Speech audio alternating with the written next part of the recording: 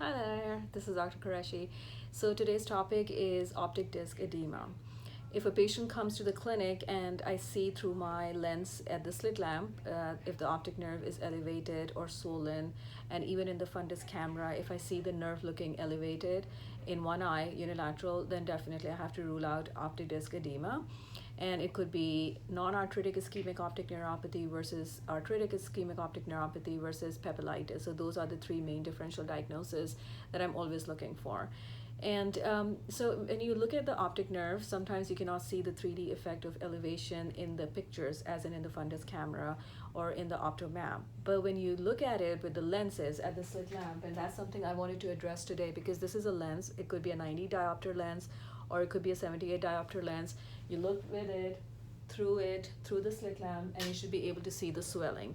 If it's a swollen nerve, the patient is going to complain about certain things. He would say, like I had a patient and he's complained to me about having a little decrease in vision, painless, and he also had diabetes and hypertension, so you'll have the systemic diseases associated with that.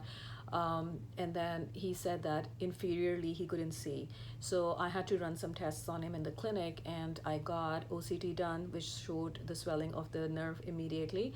And I also had the visual field test done, which also indicated that there was a loss inferiorly.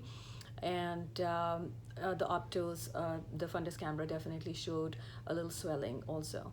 So that's indicative of an ischemic optic neuropathy. That means that his vision is getting affected. So we have to rule out, now we have to differentiate between ischemic arteritic versus non-arteritic. Now in arteritic, it's going to be giant cell arteritis or temporal arteritis. So basically for that one, they will have certain signs and or symptoms. So they can have jaw claudication. When they're eating, their jaw is going to hurt. If they brush their hair or they're combing their hair, the scalp tenderness is going to be there.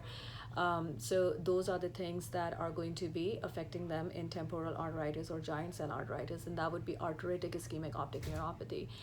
And then they will have headaches also, like in the temporal area. Obviously that's why it's known as temporal arteritis. So for that one, it's more of an emergency, and we have to send them to their primary care doctors to get ESR, which is erythrocyte sedimentation rate, done, C-reactive protein checked also. And we have, if it shows an elevation, then we definitely have to send them for emergency temporal artery biopsy, which is here in this area. The temporal artery biopsy is done and then sent for pathology reports, and they are started on IV steroids immediately. So that's a very, very classic temporal or giant cell arteritis. Now, the other condition, if we have to rule out the ischemic optic neuropathy, could be non-arteritic. Non-arteritic is mostly in patients who have diabetes and hypertension. Again, you have to ask them a thorough history, and also refer them to their primary care doctors. So the patient that I had non-arteritic ischemic optic neuropathy, a very classic presentation.